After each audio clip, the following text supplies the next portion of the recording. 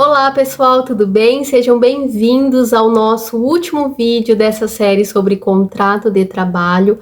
Caso você não tenha assistido a parte 1 desse vídeo, vou deixar aqui na descrição.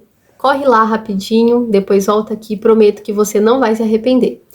Na aula passada, nós comentamos sobre as duas hipóteses de extinção do contrato de trabalho por parte do empregador, que seria então aquela hipótese imotivada, que seria a rescisão sem justa causa.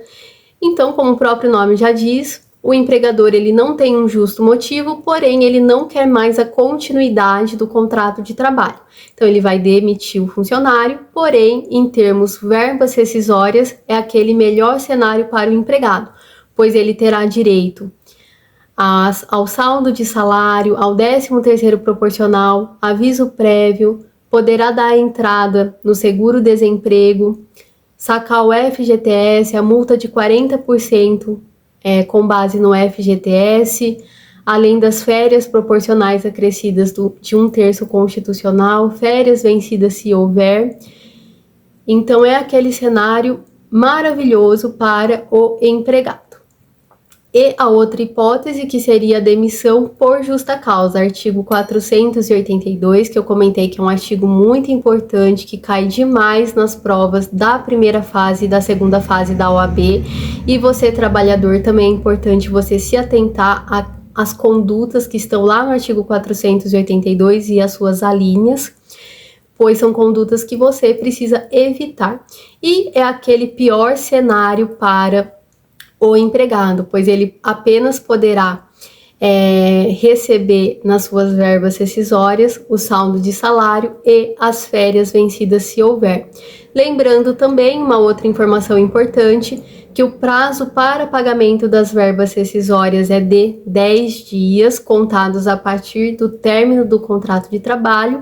E no caso da empresa não cumprir esse prazo, ela fica sujeita à multa prevista lá no artigo 477, parágrafo 8º da CLT. Perfeito? No vídeo de hoje, para encerrar a nossa série, vamos comentar sobre as duas hipóteses que o empregado tem de rescindir o contrato de trabalho. A primeira hipótese é o pedido de demissão. Então, da mesma forma que o empregador tem o direito de não querer a manutenção do vínculo empregatício e demitir sem justa causa, o empregado ele pode também não querer a manutenção desse vínculo e pedir demissão. Em termos verbas rescisórias, não é o melhor cenário para o empregado, pois sejamos sinceros, as duas principais verbas para o empregado é dar entrada no seguro-desemprego e poder sacar o FGTS. Então, saiba do seu direito. Se você pedir demissão, você não poderá nem dar entrada no seguro-desemprego e nem sacar o FGTS, ok? Então, o pedido de demissão seria quando o empregado ele não está mais satisfeito no seu emprego, ou então ele conseguiu um outro emprego que tem uma remuneração melhor, um ambiente melhor, ou enfim, tem um ambiente desgastado, não quer mais continuar trabalhando ali naquela empresa. Então ele vai pedir a sua demissão. No pedido de demissão, pessoal, tem a questão do aviso prévio, né? Então, se você ainda não estiver trabalhando em uma outra empresa, você tem que cumprir o aviso prévio, ok?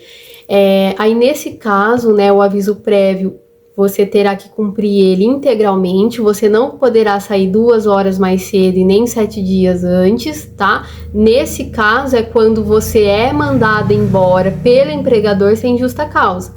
Aí, se você for fazer o aviso prévio trabalhado, você terá direito de sair 2 horas mais cedo ou 7 dias antes, ok? Mas no caso do pedido de demissão, não pode. Então, já faz aí, já anota essa dica, que é uma dica importante para não confundir. Pode vir em uma pergunta de prova, então não caia nessa pegadinha.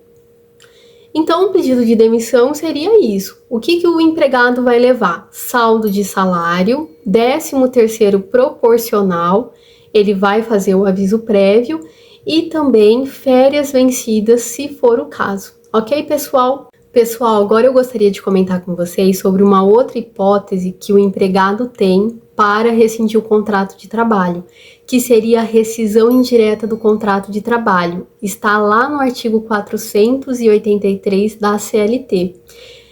É uma hipótese muito interessante, pois muitos empregados desconhecem, então fica atento para você conhecer o seu direito e você, OABeiro de plantão, é uma pergunta também que cheira a prova, pois é uma hipótese muito interessante que muitas pessoas ainda desconhecem. Então pense o seguinte, você empregado, você pode aplicar a justa causa no seu empregador. É isso mesmo, você não entendeu errado, não precisa voltar ao vídeo porque você ouviu certinho, você entendeu muito bem.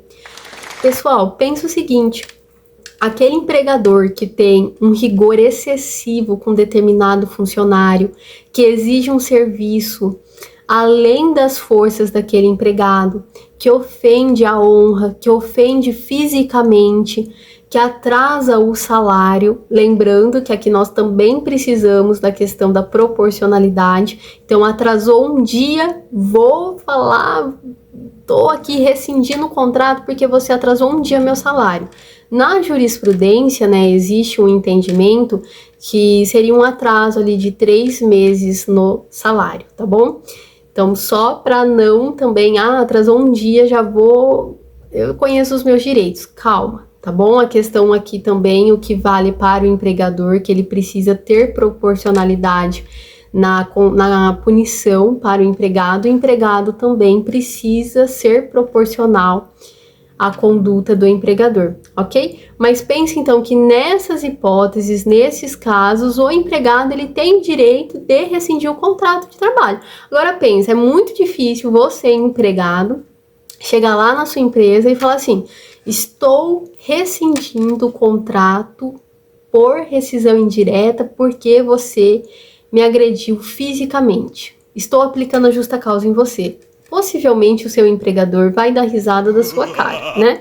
Mas não fique preocupado, pois para isso existem advogados e advogadas, então procure o profissional da sua confiança, porque nesse caso possivelmente será necessário judicializar e o Poder Judiciário irá reconhecer que houve sim uma violação do seu direito trabalhista e irá reconhecer a rescisão indireta. Nesse caso, pessoal, o empregado ele tem direito a receber as verbas rescisórias de acordo com a dispensa sem justa causa. Então, aquele melhor cenário, vai poder receber o saldo de salário, 13º proporcional, aviso prévio, férias vencidas, férias proporcionais acrescidas de 1/3 constitucional, vai poder dar entrada no seguro-desemprego, vai poder sacar o FGTS, vai ter a multa dos 40% em cima do FGTS.